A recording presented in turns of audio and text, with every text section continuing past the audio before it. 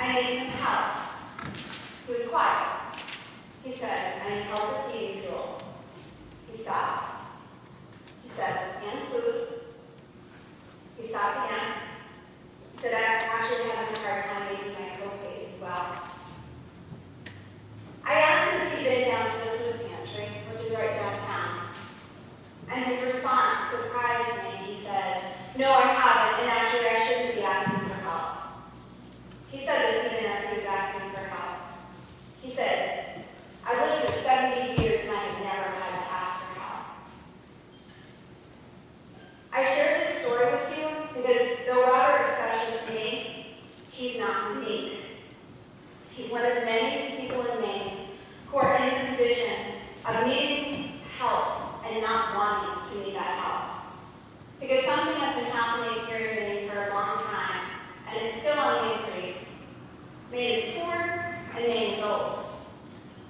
Now, as Democrats, we have a strong tradition of caring and of helping, and we will never abandon those traditions.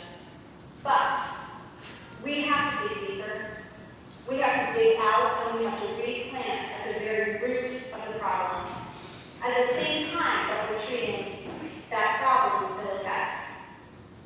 Maine people need jobs, and they need jobs that pay enough to stretch over food, and rent, and medicine, and you know what? We need a little extra left over at the end of the day, too. So it's our time, Democrats' time. It's our time to fix the real problems with our economy, not just for our most vulnerable, but in fact, for the average person who lives in Maine, too, the person who is just trying to work hard and get by. So whether we're talking about the veteran who Christine Powers represents, who lives in a literally crumbling down house that surely will help hold out snow and winds, or the 50-ish-year-old woman in Patty Hymanson's sliver of Sanford who has never had health insurance in her adult life, or the kindergartner in Freeport whose two front teeth showed signs of tooth decay by age 6, these people need us to do something. So pause with me for just a moment. Because after every election cycle, I think we all know we have to ask ourselves this question. What did the voters really say? We know these voters. We know these people elected all of us in this room. We also know that they elected our friends who will join us across the aisle. And they were elected a Republican majority in the state Senate, and they re-elected Governor Paul Page. So allow me to share with you what I heard them say. We don't really care about a political party. We care about being able to survive, and maybe, just maybe, they'll find a little extra happiness at the end of the week too. And that, my friends and colleagues, is what it comes to. Just kidding. And that is why each and every one of us is here today. And it's also why I stand in front of you and ask you to make me your assistant leader. Because we are here, all of us, to make the lives of many people better. So now that these long, divisive campaigns are over, it's time to show all of the people of Maine that we, Democrats, are about action. That Democrats will deliver while holding steadfast to our values. That Democrats own the idea of prosperity for every person. That Democrats have a vision of Maine that protects what we love while building the Maine of the future. And that Maine welcomes students, young families, new businesses, while cherishing the great sense of tradition and place that we all love. Here's the thing now.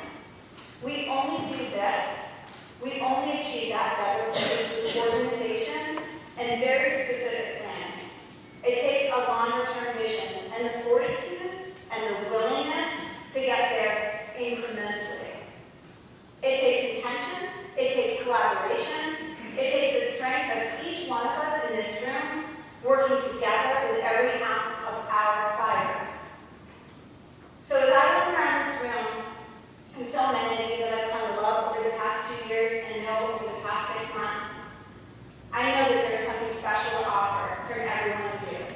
Maybe it's your passion, it's your grit, maybe it's your expertise or your experience. Like for Tori and Ralph and Chris, the gift of teaching.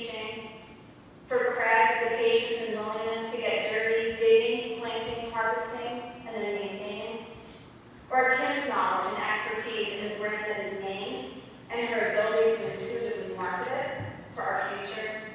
Like Linda and Patty's compassion, dedication, and knowledge that's required to take care of our sick. Or Jennifer and Eric's commitment to saving and perpetuating the arts and culture that are so important to us as human beings. You see my point, I think. As individuals, each one of us has tremendous value, something to offer that is unique, that cannot be replicated. But make no mistake, it's as a group that the power of our voice can make real change, if done in tandem and with coordination. So I see it as my job, if you make me your system leader, to help every one of you as individuals use those strengths and be the best you can be in this realm. Because when each of us is successful as individuals, we can best work towards our goal of democratic values. Inside this room, or any room we caucus in, we will honor our democratic traditions. Together, we welcome all proposals and ideas. And we work hand in hand to define and advance the best and most achievable of those ideas. But outside this room, we must and we will move with speed and discipline, with decisive action and purpose and strength to finally usher in a tide that raises up all living people. Now, perhaps you've heard this echo in the past week, because there are some that are saying this. If the main house is the only branch of government controlled by Democrats, then its primary role will be to obstruct the Republican agenda. Let's reject that idea right now. Don't misunderstand me. We will work with all our strength to protect the values of Maine people, women's economic security and basic rights, a worker's ability to organize, a clean and sustainable environment, the integrity of an excellent public education system no matter where in the state you live. But in doing so, we must chart a path that gets things done for Maine people. So here are some ways. From economic development to tax reform, to energy policy, to veterans care, to infrastructure development. These are just some of the areas where we can identify that this House, the State Senate, and the government can probably agree.